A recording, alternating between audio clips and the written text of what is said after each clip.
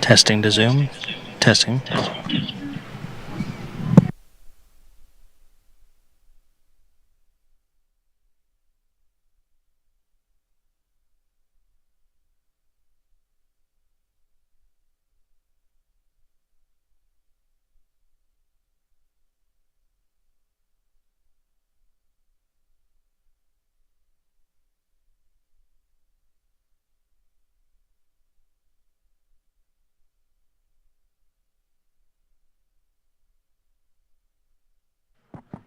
Attention in the media center. We'll have what we expect to be 4 drivers coming this way, wrapping up the first full practice day here at the Indianapolis Motor Speedway. Takuma Sato will join us, as will Rinus VK, David Malukas, and we expect Santino Ferrucci was third quick there at the end. So 4 drivers heading this way: Sato, VK, Malukas, and Ferrucci. So stand by for that.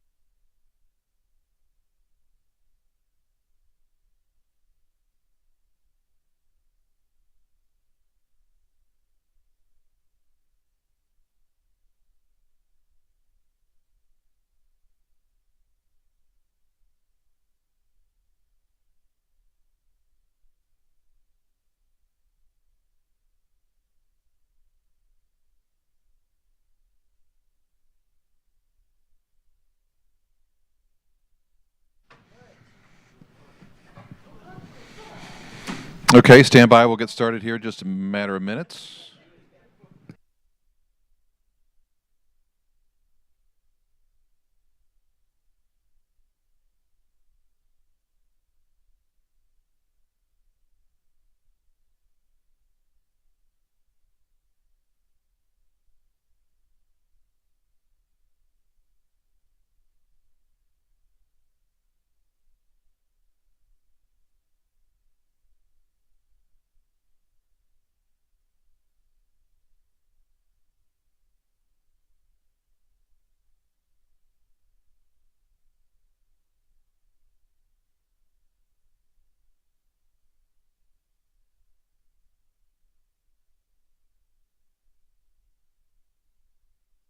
Everything at it.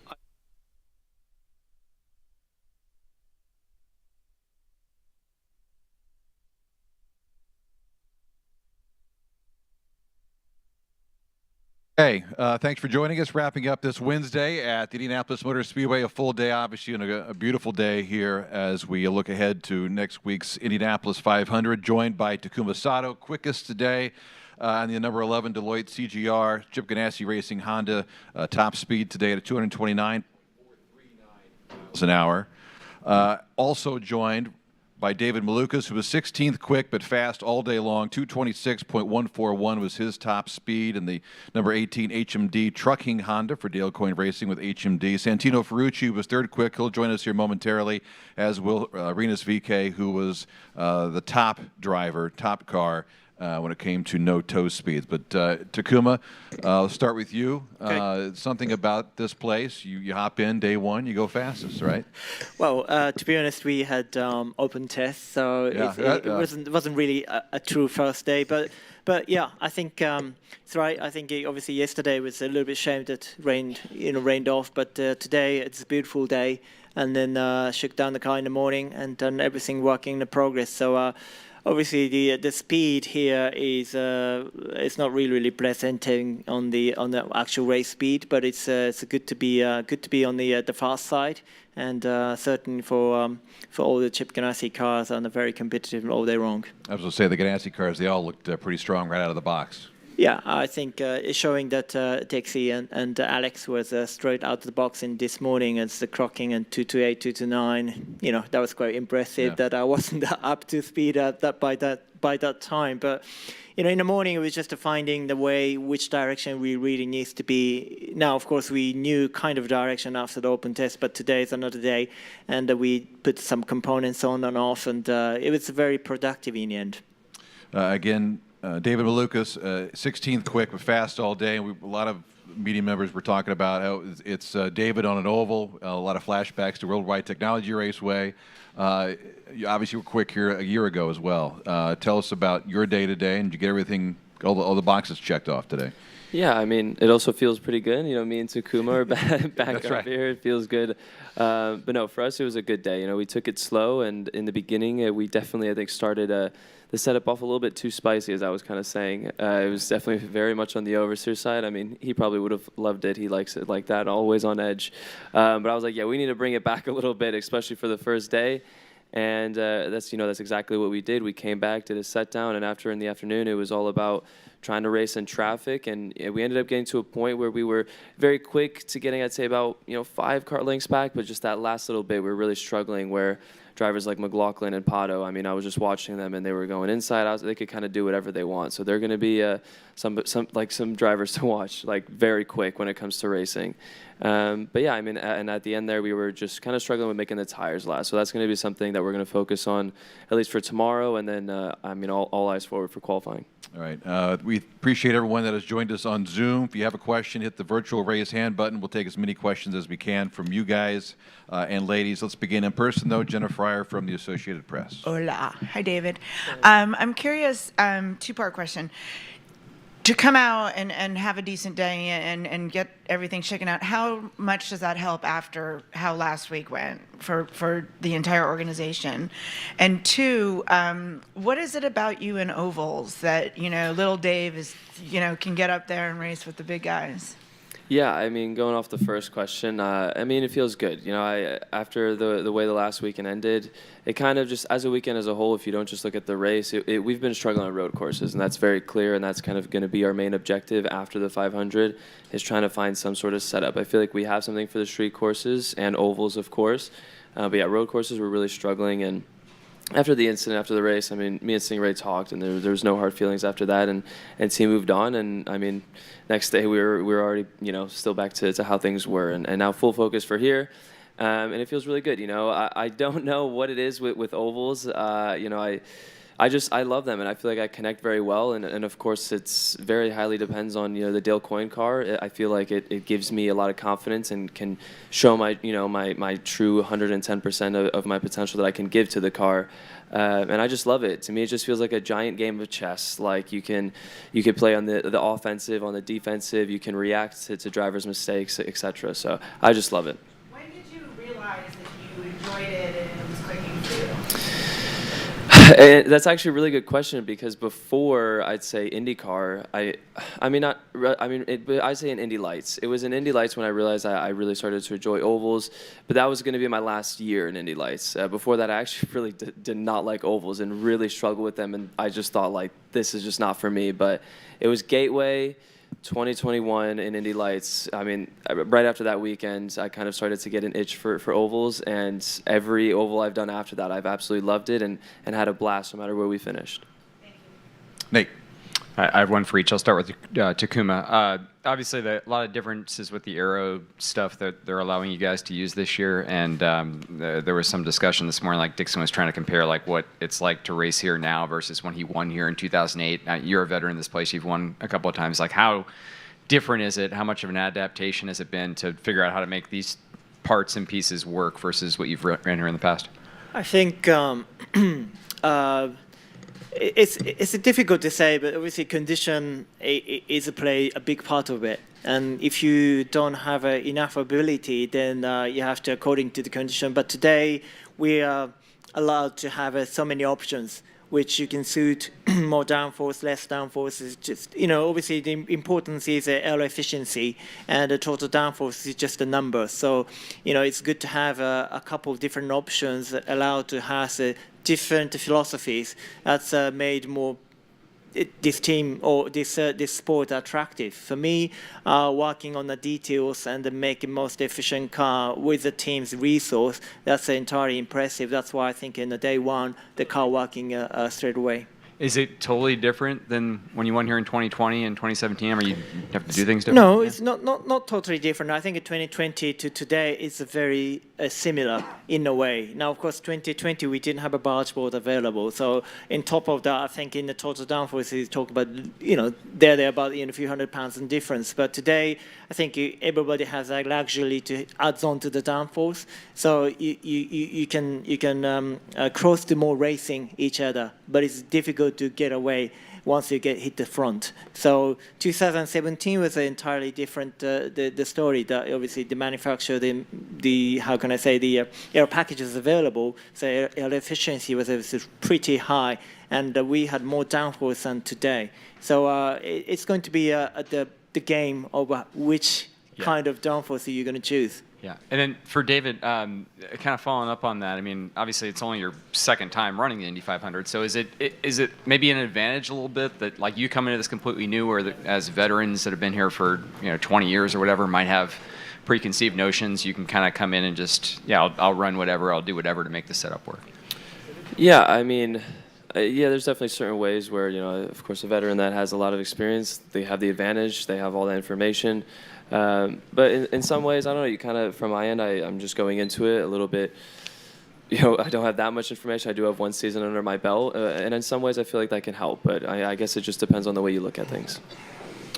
Also joined by Rinus VK, driver the number 21, BitNile.com Chevrolet for Ed Carpenter Racing. The top no-toe speed today at 223.212 miles an hour. Pretty important as you look ahead to qualifying this weekend, Saturday and Sunday. And also Santino Ferrucci, 228.977 miles an hour in the 14 Sexton Property Chevrolet for AJ Foyt Racing.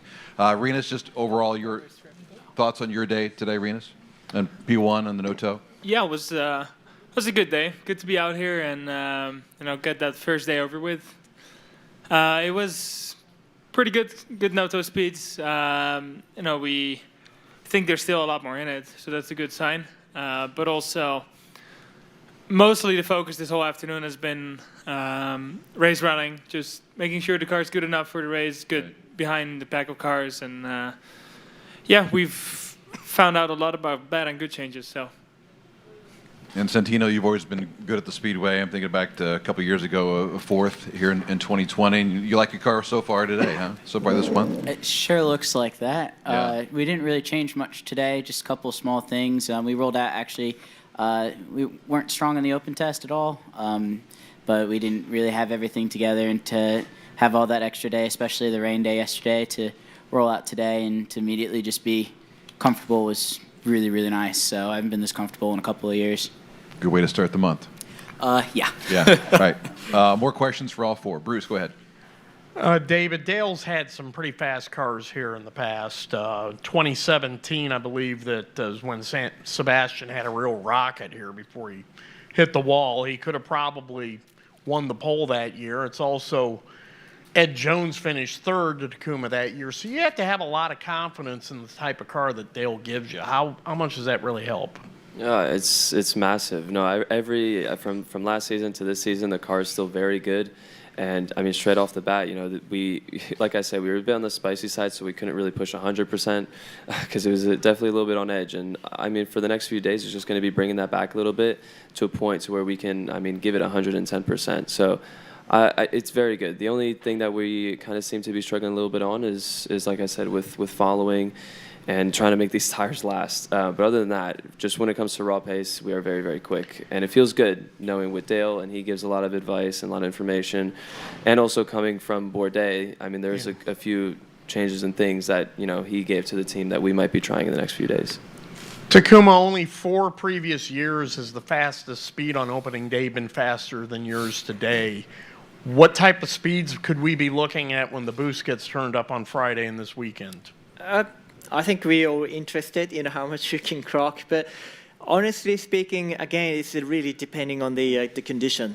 I think air configuration for the race, yes, you can choose quite a lot of difference from last year, but I think when you go down to the qualifying trim, it's probably very similar to the last year. So if the condition allowed us to go too fast, we will see the big numbers, but otherwise probably very similar.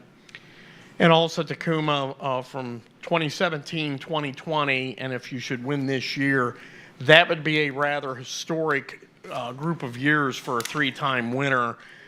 What has your success been here? Why have you been so good at this track and in this race?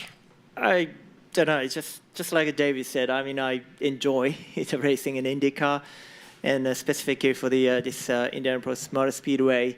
It's just a great to win the race. Everything has to be perfect, and you need even luck as well. So you just can't predict. But it's obviously been the great team and great teammate together. It certainly helps for your confidence. And I think I need to get a little bit more comfortability with the boys and the engineers and how the car reacts, because the car is essentially it's a bit different from what I've known. So I really need to learn and try to get more details. Hopefully tomorrow, and then the first Friday for sure.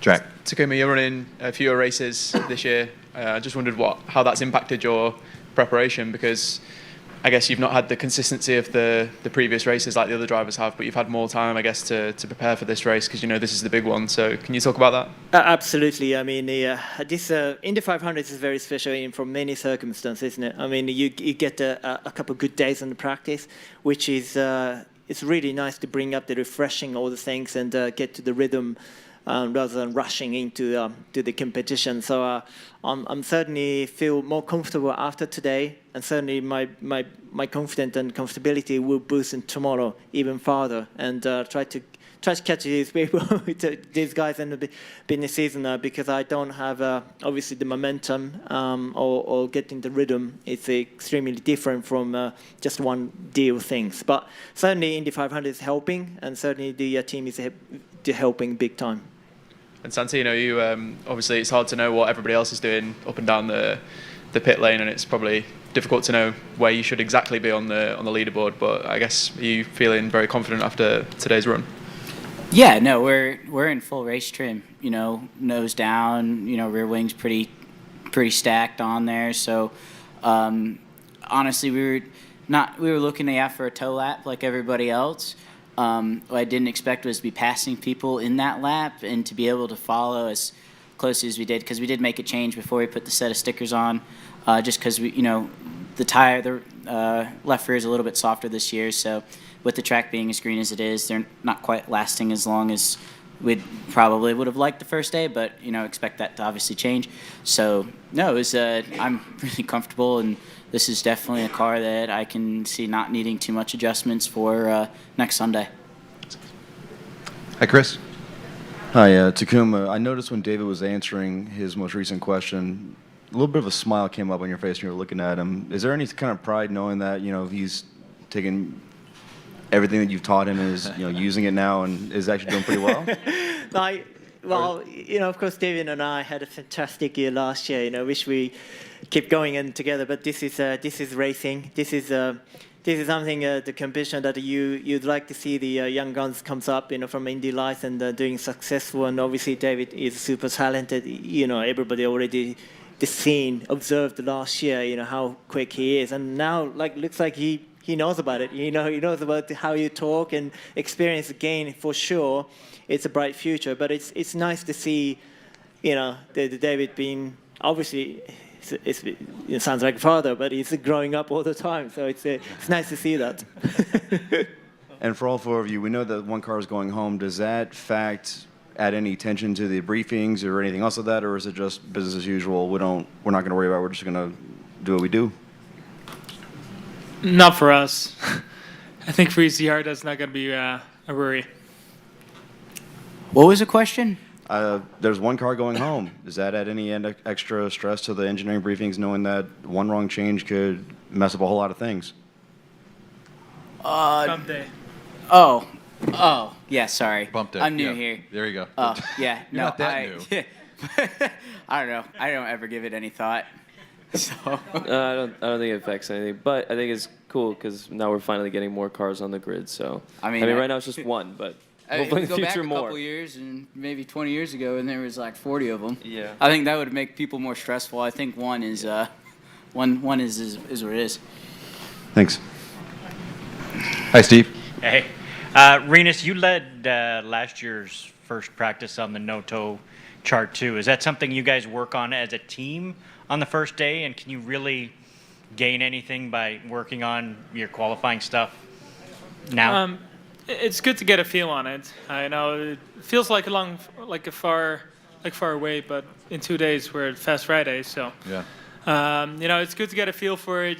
Get some data on a lower downforce trim, see what that gives us and where the balance migrates. But no, it's good to be fast on my own, and it's a consistent battle to be faster in a group of cars because things change all the time and one little change can make a lot of difference, but just raw pace, you don't find that, with a quick change. Go ahead, Nate. I have one for Renus and Santino. First for Renus. Connor was talking this morning just about how you guys have lacked grip. You just don't have the pace so far this season. It's been a tough season. That you needed a good 2 weeks here. How does it feel to... I guess what's the season been like, but how does it feel to have the fastest non-toe speed on day one? It's definitely been my hardest season so far. It's been a struggle, but we keep working and hopefully we can find back that pace. And this might be the turnaround. I know we have a fast car here that shows it again today, and the whole team does. And of course, with that driving, we get a bit more data, and hopefully, it just lifts up the spirits of the team, and hopefully, we nailed that setup coming, to road and street courses later in the season, and hopefully it gets better. That's the goal. Did you have this circled as sort of like, hey, Indy 500, I've qualified well there. I know we're good there. We're good on ovals. Like through the road and street courses where you guys were struggling, were you looking at this as like a place you could make your stand? Yeah. Definitely. One thing is for certain, ECR is fast cars on the speedway, so that makes me excited. But also, it's just nice to really only having to fine tune the car, the little details because we are already. Right at the top. So feels really good, but it's Indy. We keep working on the car, and one day it's good, the other might be worse, and it's a roller coaster always. So don't be too relaxed. We tomorrow's another day, and only on Saturday and Sunday it counts this week. Right. And Santino, similar question for you. You said you haven't felt this kind of comfort in 2 years or whatever, and I saw Larry Foyt and some other people out there smiling. What's it meant for the team to just have a day like that where things are clicking when they haven't that much this year? Yeah, I think a lot of people know that this year at the team, there's been a lot of changes, a lot of personnel changes, and I'm coming in as the veteran driver. So, with Michael Cannon coming in, a lot of his focus has been put towards this race and the second half of the season. I think we actually showed a lot of bit of speed in the GP, especially for the race, to go from last up to, about 13th before we had a small issue. But, I think our season's going to turn around, hopefully starting with this race. But it's not for lack of trying. We've definitely had some really good pace and results up to certain points that I think people can see if they pay attention. So, no, it's just keeping our heads down. And today was, I think, a huge relief because we didn't really know what we were going to have. And to just roll out and be straight comfortable was, I don't know, I don't feel like that's something that we're going to lose this month. I think the team's really proud of themselves. I'm really proud of the team. So, we'll just keep the Home for Troops car up there. Go ahead, John. Sort of along those lines, Santino, AJ said he really didn't want to come this month, but then he decided, it would get his mind off of things. A day like today probably makes him pretty happy. I don't know what kind of conversations you've had with him, if any, since he's arrived, but go ahead. Yeah, no, I think, it's good to see him in the GP, in the stand, and I think obviously we're having a really good day. He's really happy to see that. I think he's happy to see the program coming along. I know for a fact that in the garage on Sunday and Monday, he was really, really happy to see the car and to see the progress, to see, I think, something he hasn't seen out of this team in a long time for as far as build quality and all of the work that's gone into it and all the development that's gone towards this car. And he's super excited. So I think to have a day like today to back that up is huge. It's a huge confidence boost for the whole organization, for sponsors, for everybody. And to be honest with you, I think to maintain it, it's difficult. It's the most difficult race of the year. It's very stressful, ever-changing. But I think we'll be able to stay somewhere in that, really top realm. I think the Ganassi cars are obviously really, really good and competitive, and I think that's what we're going to strive to get to. You feel like you need to do that for AJ? I feel like, I feel like it's definitely not. I wouldn't say need. I feel like it's kind of deserved to see that. Yeah. Take one more and a couple off of Zoom before we wrap it up. Bruce? Takuma, where do things stand beyond this race? So how do you exactly mean?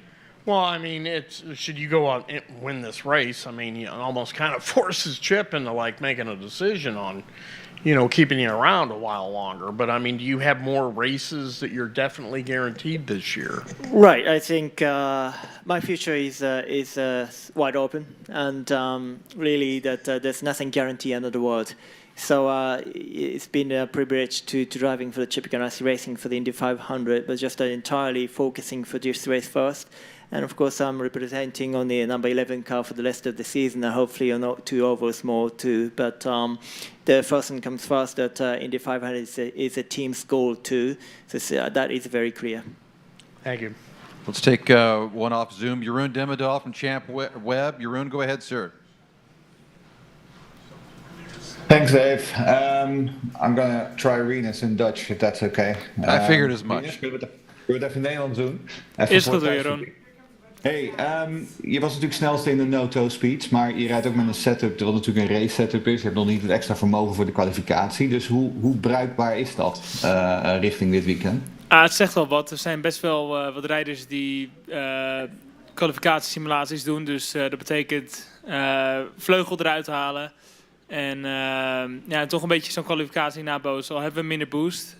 Als we meer boost hebben, betekent dat ook dat we meer downforce gaan krijgen met die extra wind erop natuurlijk. Dus ik denk dat de Noto wel het meeste aanduidt hoe snel iedereen is voor de kwalificatie. Maar dan hangt het er ook vanaf van wie doet er allemaal een trim. Dus moeilijk te zeggen, maar in ieder geval eerste is niet heel slecht. Nee, precies. Hey, en dan qua race setup, hoe was de wagen in het verkeer? Was je treinmachinist of was het toch nog een beetje te lastig af en toe? Het is lastig als je in een grote groep zit. Als je achter een 1 of 2 jongens zit, is dat wel goed te doen. Maar het verandert constant. Je hebt natuurlijk... Ja, iedereen maakt aanpassingen. De temperatuur verandert heel erg. Dus de ene run gaat het heel goed en de andere run zit je er eens vanaf. Maar uiteindelijk... Net voor het einde van de dag is heel moois gevonden. Dus dat voelde supergoed en kunnen we morgen aanhouden. Klinkt goed, man. Dankjewel. Alsjeblieft. Thanks, Jeroen. No. I said a lot of. Malukas, you're next in Dutch, okay? So one more. Ben Johnson my from Paddock neighbor. High. Ben, what's that? He's my neighbor. You can pick it up this month. Yeah, you're gonna have to teach me. He has already given me some songs. I actually, but I don't know what they're saying. But they are in Dutch. Yeah. So it's a good tune. It's got a nice beat The to beat it. is really good. Yeah, Yes, there you but go. yeah, they have a lot of that. You know, that's that. Oh. That sounds dangerous. I would take you. Ben Johnson, save us. Hey Dave, hey guys. Taku, this one's for you. For yourself, what's it like working with fellow Indy 500 winners Scott Dixon and Marcus Ericsson?